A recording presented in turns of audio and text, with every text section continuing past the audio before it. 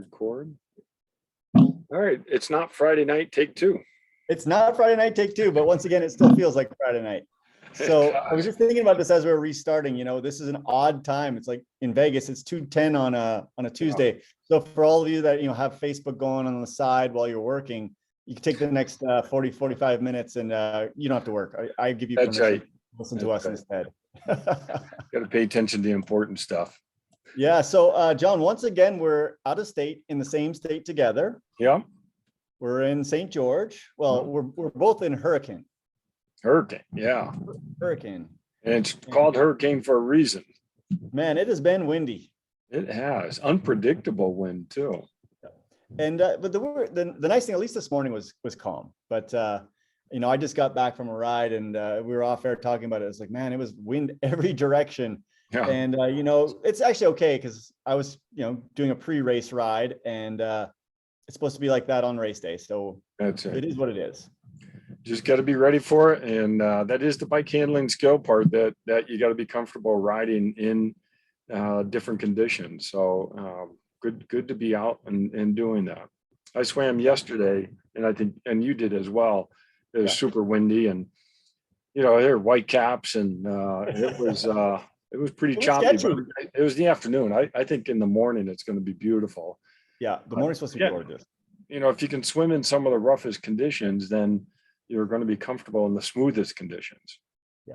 Although there was a section when I was swimming yesterday, I only swam like 20 minutes that I was like, I could not do this for an hour. There's no way I could. Cause you know, I was breathing to my right and I was just getting pounded in the face. Yeah. And you know, and then I was like, okay, I'll just breathe to my left. And I'm not great at breathing to my left. I'm honestly not. And I was still getting pounded in the face. It didn't seem like it mattered.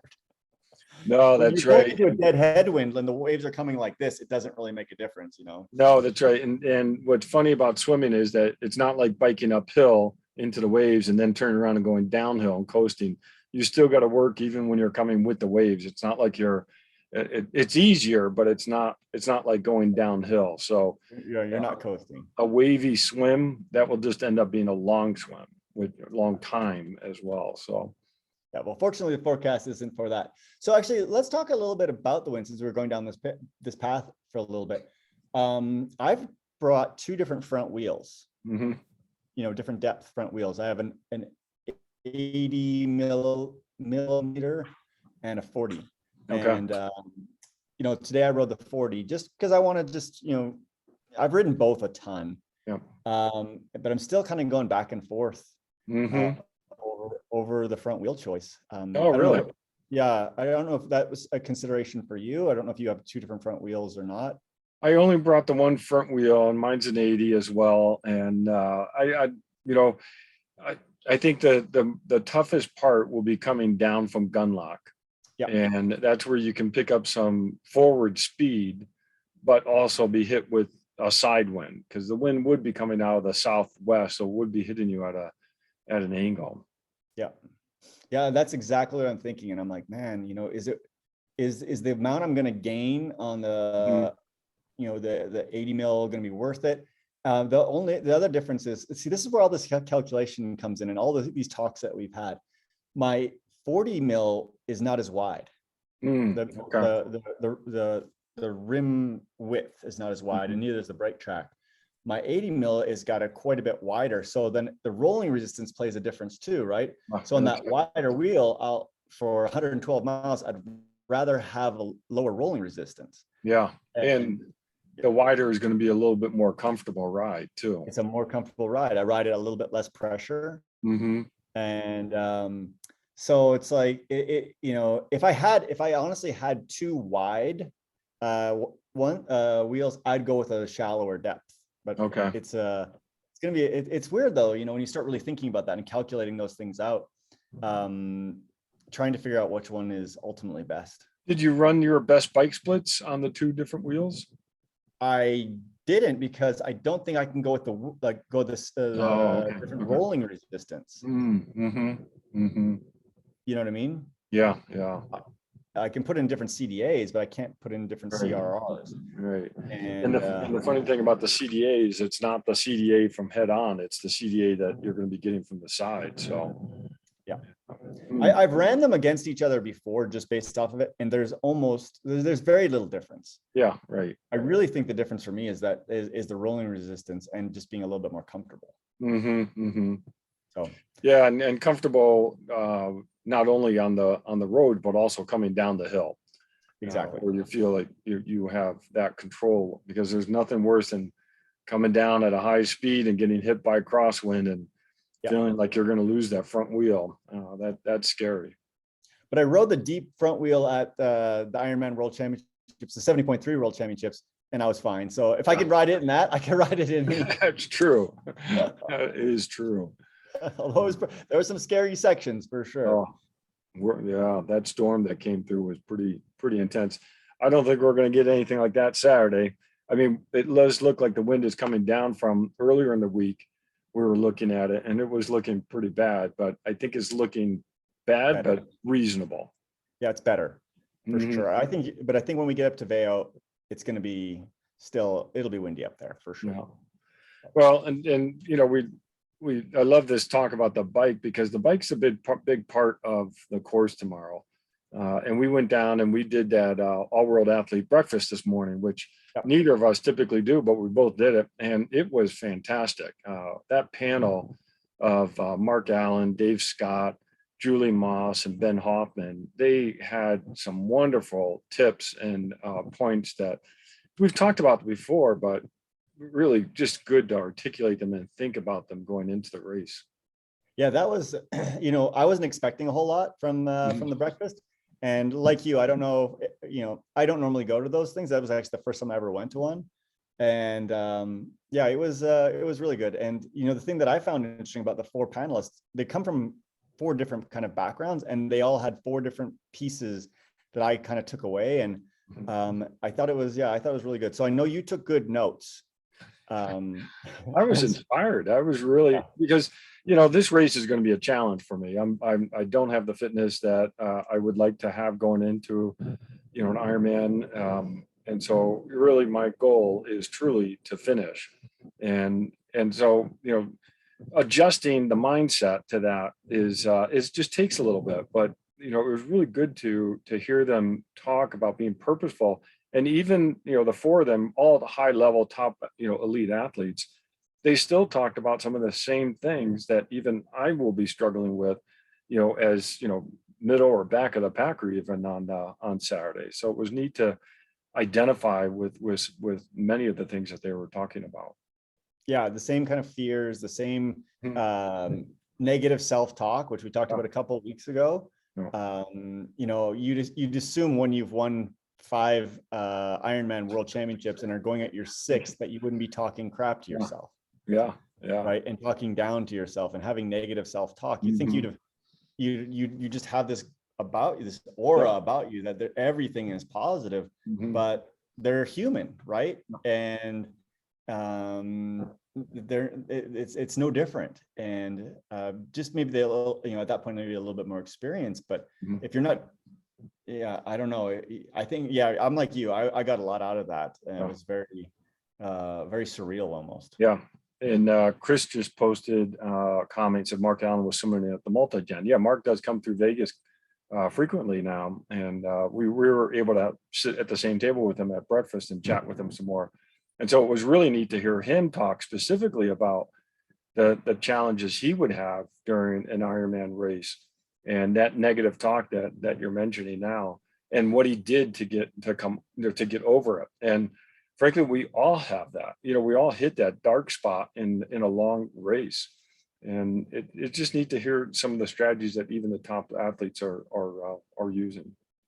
Yeah, no, I think that's completely true. The one little takeaway that I got, which was super cool, was the Julie Moss story. And I talked about that in the car, where someone asked her a question, like he asked, "Can I wear your trucker hat on Saturday?"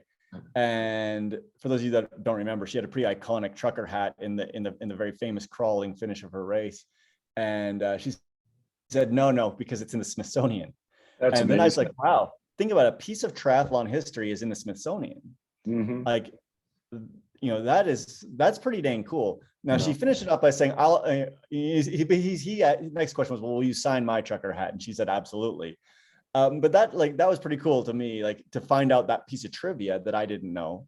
And maybe next time I'm down in Washington, D.C., that's a piece I want to go see. Yeah, no, that would be cool. No, definitely. And it's such an iconic moment that actually, in an odd way, inspired a lot of people to get into this sport. And this is part of some of the talk that they had, is this course that we're going to be doing on Saturday. It's tough. There's not many courses that are going to be harder than this one. And they talk about that, really almost that thrill of taking on the challenge and becoming part of that, being a participant. And, you end up discovering something about yourself along the way.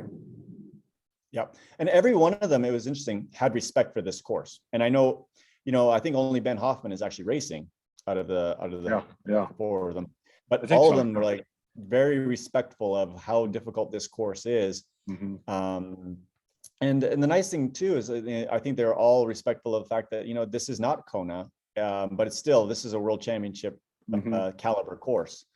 And it was interesting to hear Ben Hoffman talk about, the difficulties of the swim and it not being a wet, or not being being a wetsuit swim and being a cold wetsuit swim compared to in Kona, where you have a warm non-wetsuit swim, and how the race dynamics and his dynamics change. He actually said he prefers, if it's a wetsuit swim, to be a cold wetsuit swim, which makes sense if if your engine is revving pretty high. But just very, very interesting to hear things like that. Yeah, no, you're right. And I liked how he also talked about having that plan for the bike. One, getting out of a cold swim. He's just saying, hey, be ready. It's going to be cold on the bike at the first. So either be mentally ready for that, or so that you're not surprised by it, or dress appropriately if you don't like and you don't tolerate cold temperatures, because you're wet, your kit's wet, you're going to be going at a fast speed. We got a big descent, and you can get chilled pretty quickly. But I think we both talked about that. And the other thing that I really liked him that he talked about was on the bike, that first 20 miles. And you and I talked about this earlier today too. That first 20 miles, man, it's no joke. Just doing a 20-mile ride with that elevation gain is going to really, I think that's going to be the key for me to have a successful bike ride, is to really play it easy in the beginning. Yeah. So I just ran, like I said, I just rode part of the course, and then halfway up the climb by Sand Hollow is 20 miles is written in tape there. Yeah. And I was thinking about that when I went up there. I'm like, man, this is like in our sprint races, this is mile 4. Yeah, right. There's a long way. We're going to go the wrong direction and turn around. And I know that there's a big climb in there as well. So I think you're right. They're right. You have to be disciplined in that first 20. Yeah, it's 20 miles. You have to be disciplined. Yeah, because then between that 20-mile mark and a little bit further to about the 60-mile mark, that's going to be that area that you're going to play with a bit. But then once you hit that 60-mile mark, you're again going almost all uphill until you get those big descents.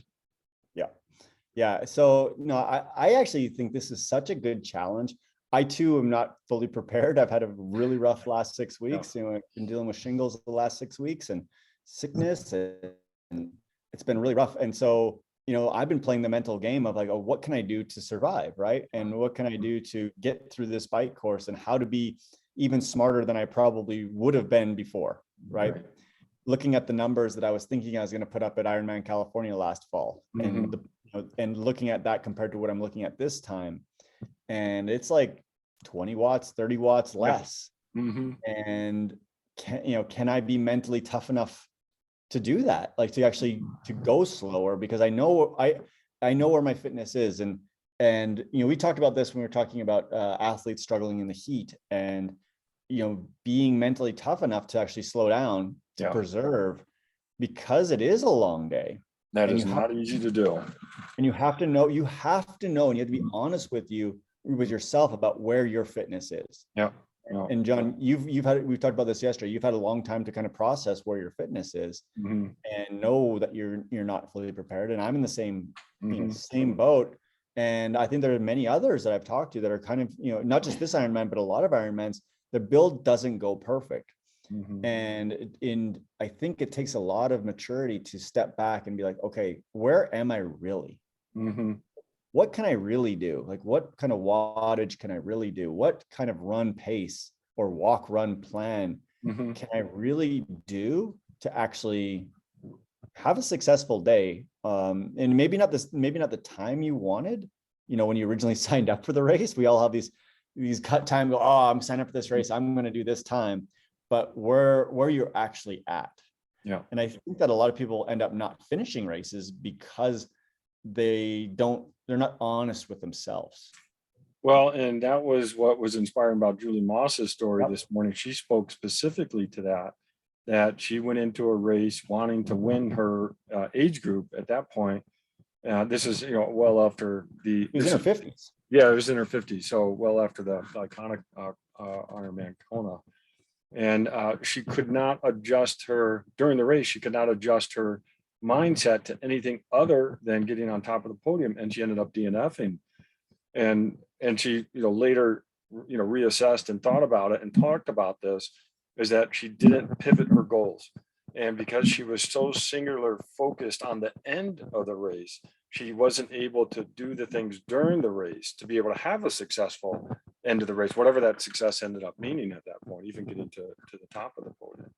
And I think you're right. I think I've been a step ahead of you in adjusting my goals, but it's still, it's a mindset. I'm still anxious today, thinking about the race, even though my mindset is, I'm going to just take it easy. I'm going to try to pace this out for the entire day. And I'm not trying to compete. I'm trying to get to that finish line.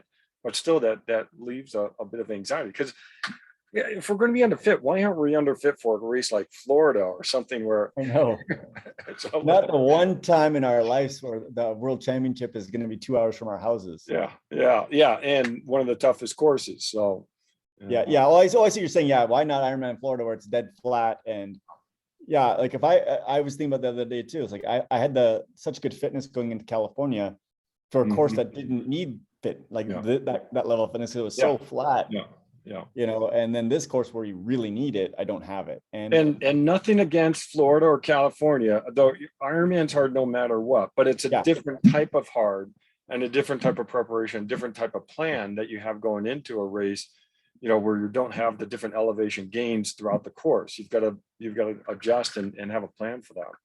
Yeah, absolutely. And anyway, and the truth of the matter is the run is not a joke either here. Oh, no, that's right.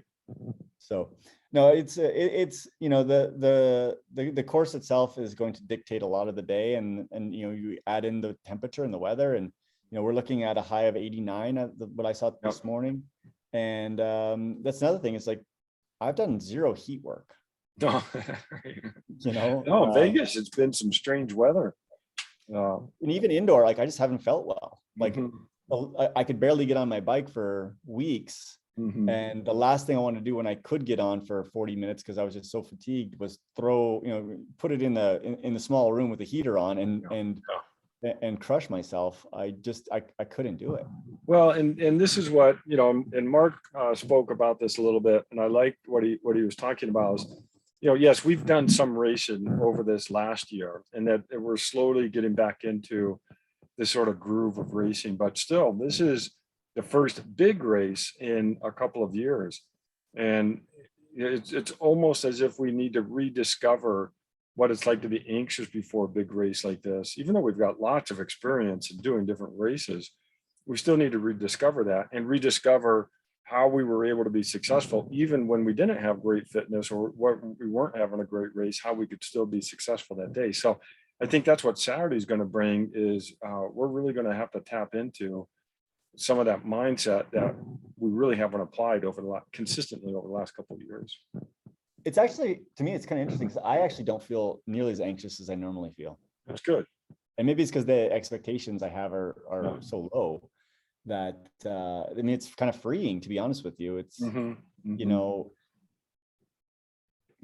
my anxiety level is definitely the lowest it's been for a big race. That's good. That's awesome. Oh, it's good. I'm just an anxious guy. Well, but honestly, like, we talked about sleep issues and stuff before, and my anxiety, and so I'm like, whatever this is, I need to tap into it. Yeah, that's right. That's right. Oh, I love that. All right, so let me look at a couple more comments that I wrote down that I really liked. Each one of them sort of talked about this during the race. Check in with yourself and then figure out what is the best thing you can do right then to keep moving forward. And they each said something very similar. I think Ben was the first one to say that. And then they each had something, echoing that same mindset. And I think that's what's interesting is checking in. And someone else, I think it was Mark, who said, analyze, but don't judge. Yeah. And then figure out what's the best thing you can do to keep moving forward. And that's not easy to do during an all-day event like this.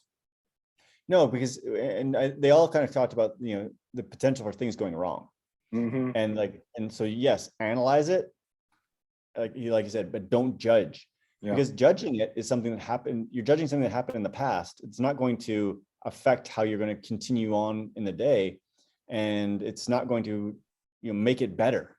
All you can do, and like you said, they all said it was analyze where you're at, what you can do to continue to move forward and reach the goal of the finish line.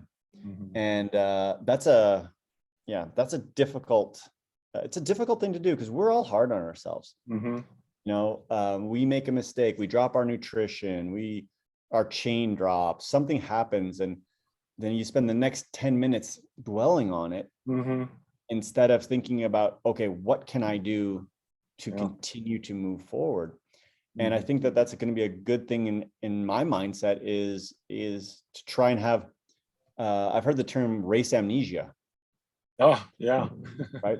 Don't think about anything else that happened. Don't think about swim when you're on the bike. It's not going to help you. Think about the bike. Think about what can you do? What's your position? Where's your hand position? What's your head position? Are you gearing properly? What's your cadence? What's your power output compared to your plan? When do you need to eat again? What's your, all of those things are relevant to moving you forward. Not what happened before. I should have done this at that point, and I'm feeling terrible. I'm never going to be able to get the mile, whatever. Or boy, someone just passed me. I can't keep up with them. Those are not. I mean that, and it does take. This is what I liked about when we talked with Brad, the previous episode on the mental skills part. Taking tonight and tomorrow night and really be intentional in thinking about these situations, and then say, what am I going to tell myself? And I forget which one of the speakers said, hey, even write it down on your hand. And I started actually doing that in my last race, because one of our other pro athletes that we've talked with, Laura Siddell, she said she does that. And, write something down so you can remind yourself, at that moment where you're like, it all seems lost, and you look down and you say, oh, you know what, all things are not lost. Let me just refocus. And Mark actually talked again about if you get into that tough spot, just start breathing. Oh no, actually it was Dave who talked about breathing, and focus on your breathing in that tough spot. And I like that. That was a very tangible, actionable thing that I can try to implement if I get into that dark mind spot. Just stop and say, okay, let me just try to do some breathing, and then refocus and focus on that point right then. What can I do at that moment to keep moving forward? Oh, I agree. I've never tried writing something down, but I think I'm going to try this time. And I was thinking about just writing on my forearm, because I can see it when I'm riding, see it a little bit when I'm running, and we talked a little bit about this in the car as well. For me, I know there'll be times on the run where I'm going to have to walk. Yeah. And that is not a Ted Gerard thing. Right. That's right.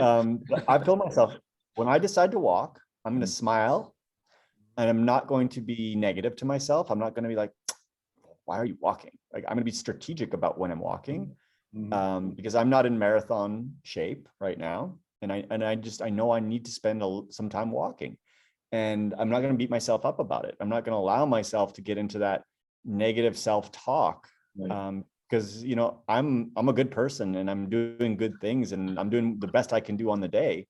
Yeah. And that's all I can do. Mhm. You know, and there's been other races where I've kind of broken down into tears when I had to walk, and Mhm. so negative, and I don't want that, you know. Yeah. And I think talking about these things out loud, like we're doing right now, beforehand is really good as well. Mhm. So if you're watching this and Yeah.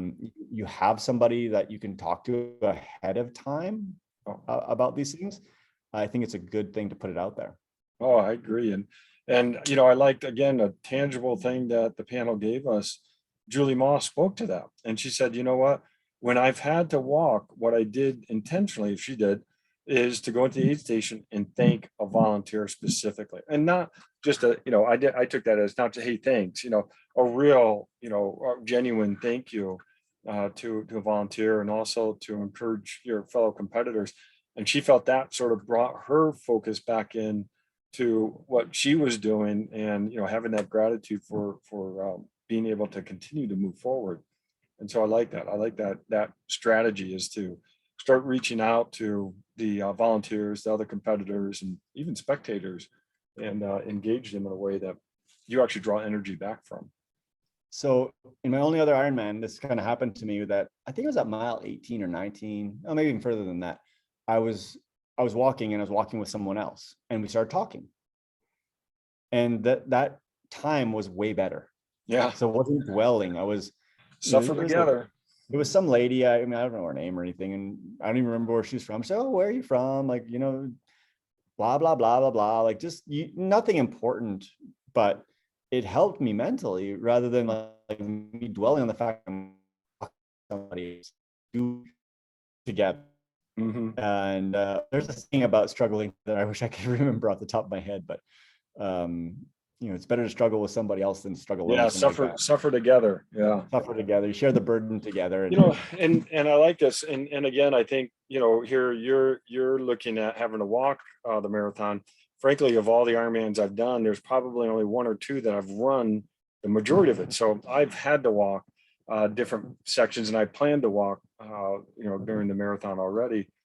But my challenge is going to be a little different, but same vein is, and I said this to you earlier, I may have to get off my bike during the bike segment for whatever reason. I may need to stop, which is not, and that's like you stopping running. I don't, So you've never done that. never had to get off the bike and, you know, stretch out, or just, you know, maybe refuel while not trying to move forward on the bike. But I am in my mind getting ready to say, you know what, I need to recover before I take on this next hill or something. So And maybe what you do, John, and just give me a little bit of Julie Moss advice, is stop at an aid station and yeah, talk to some volunteers. yeah, that's right, Right? that's right. Eat, Mhm. replenish, refuel, thank them for being out there. Yeah. You know, just chat them up for a second. So then you're not thinking about the fact that you're not moving forward. You're That's right. actually engaged in a conversation. Yeah. No, I love that. I did tell you to stop at the pie shop. Yeah, I'm taking cash with me, so Yeah. I mean, that is going to be that's going to be an emergency stop right there. If I really feel like I'm in a dark spot, I do have a 20 spot ready to dump on some pie. That would be awesome. You How sit in there. classic would that be?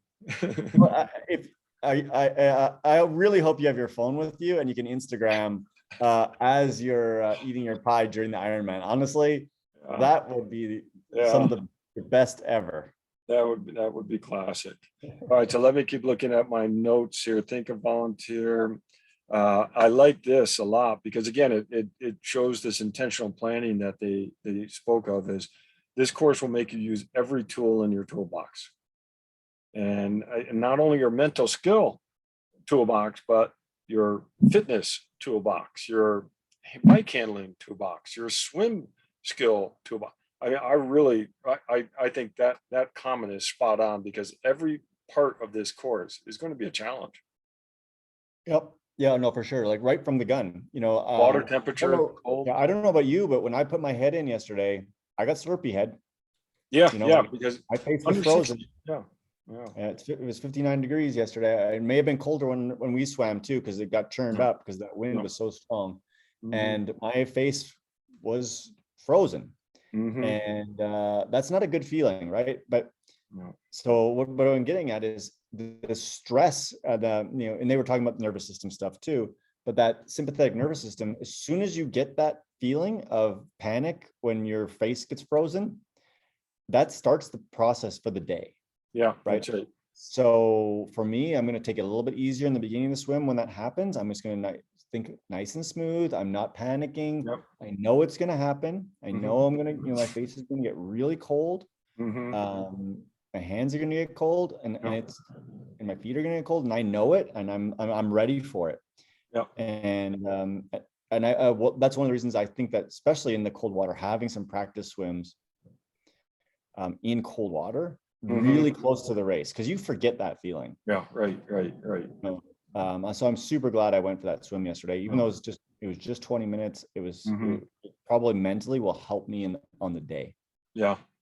Well, and again, that I am going to try to start off the day with that mindset that I'm just going to enjoy the swim. My Ironman swim is pretty predictable. I can almost do an hour every time, give or take maybe a minute here or there, but I'm not expecting to be anywhere close to an hour. I am going to really just sort of take that time and sort of get into a groove, because I agree with you, is that swim, even though it's only a small portion of the time of the entire day, that can set the tone for the whole day.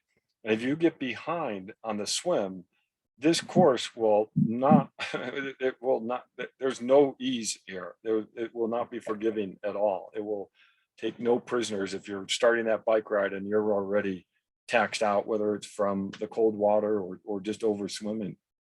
Yeah. No, it's good. And I think, once again, like, being prepared for these things. And, Yeah. it's kind of like we're like saying all the bad things. So there are some really good things about this course, and was it Ben Hoffman? He was talking about the beauty of this place. Yeah, I think right? Ben and Mark both noted that. This is one of the most beautiful places. I mean, Yeah. We're hanging. Hold on. We're hanging. It's either me or you. I'm not sure. Okay. Are we good? Yeah. You were talking about the beauty of the course. Yeah. And so, there's some positives to this place. And even though it's tough, I mean, you are riding your bike, you're running, you're swimming in some of the most beautiful places in the country, if not the world. And I mean, that's a real big positive. Another huge positive for me is, in general, it's going to be a flat swim. There's basically supposed to be no wind. So that's beautiful. The road surfaces here are awesome. Yep, they are. Only in 112 miles, there's only a few sections that are bumpy. It's not, I mean, really, for 112 miles of not going on the same road more than twice, it's 4 miles, I think we have to be on the same road twice. I mean, you can't get better roads. No, that's right. And even the run surface, the diagonal run street is a little bit rough because it's a camber. The camber on that's always been a little hard, but other than that, I mean, it's picturesque. It's like I like the run course. Even though it's going to be a challenge, there are a lot of positives that we have here as well. Plus, and we've talked about this before in St. George, the community is unbelievable. Yeah, they are. The support that'll be out on Saturday is going to be, I think, second to none. From the community at large. I mean, well, maybe in a second to none. Challenge Roth is supposed to be pretty. We've got that on our list to do at some point. Yeah. So I think we do need to look at all of the positives. Plus, I mean, for us, the support, like, so many people from Las Vegas are coming up for the day. Yep. To cheer along and to be part of the experience. I think that's really special as well. John, I haven't been to Kona. You have.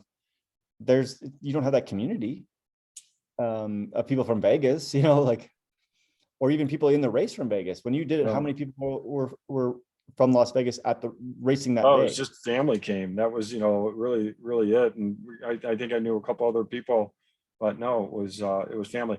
And I like what you're bringing up, because the good thing, and it's important to say, at that panel, it wasn't all about the negative part, and they each spoke to, bringing out that, or recognizing the beauty of the course.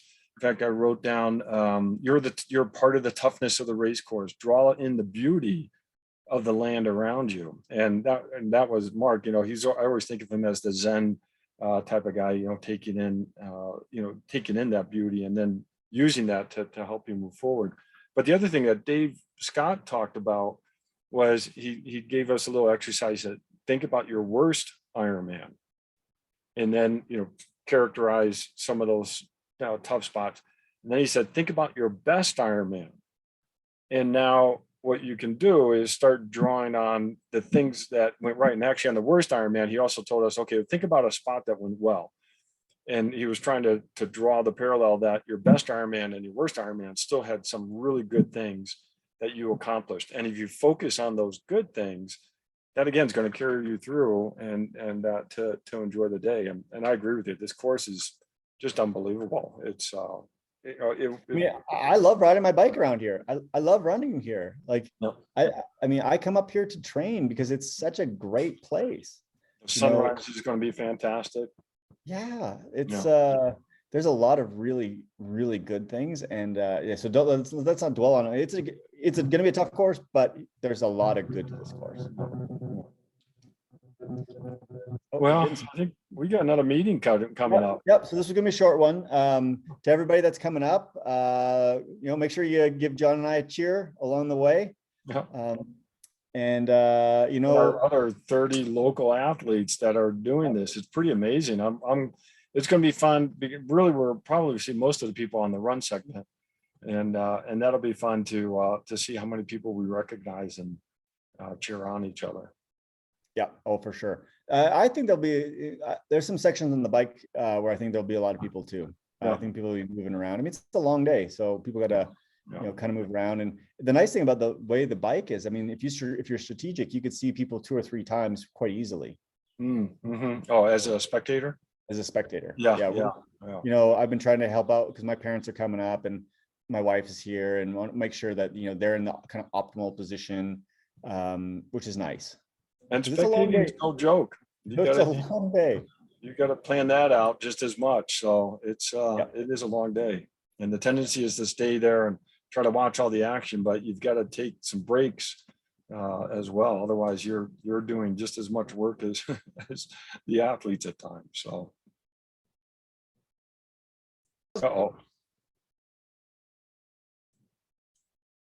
well, it looks like Ted is frozen right now.